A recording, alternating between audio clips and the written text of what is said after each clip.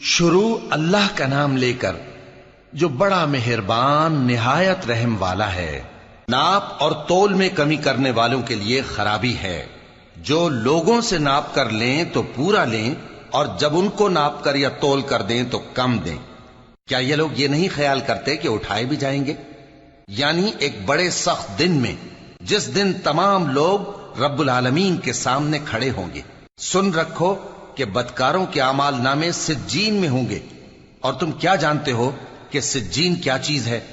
ایک دفتر ہے لکھا ہوا، اس دن جھٹلانے والوں کے لیے خرابی ہے، یعنی جو انصاف کے دن کو جھٹلاتی ہیں، اور اس کو جھٹلاتا وہی ہے جو حد سے نکل جانے والا گناہگار ہے۔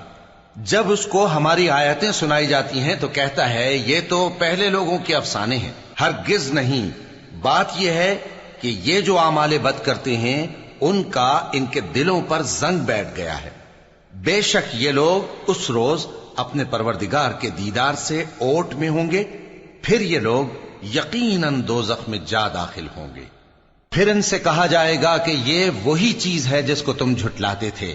یہ بھی سن رکھو کہ نیکوکاروں کے اعمال نامے علیین میں ہوں گے۔ تم کو کیا معلوم کہ علیین کیا چیز ہے؟ ایک دفتر ہے لکھا ہوا جس کے پاس مقرب فرشتے حاضر ہوتی ہیں۔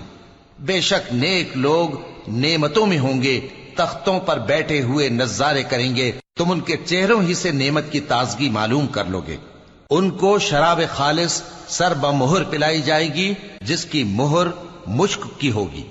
تو نعمتوں کے لیے ریس کرنے والوں کو چاہیے کہ اسی کی ریس کریں، اور اس میں آب تسنیم کی آمیزش ہوگی۔ وہ ایک چشمہ ہے جس میں سے اللہ کے مقرب پیئیں گے۔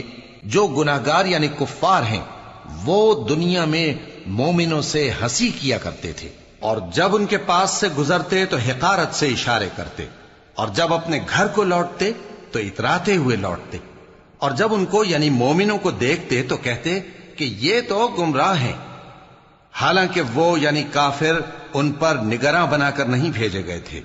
تو آج مومن کافروں سے ہنسی کریں گے کہ مسندوں پر بیٹھے ہوئے ان کا حال دیکھ رہے ہوں گے۔ آج کافروں کو ان کے کاموں کا پورا بدلہ مل گیا نا۔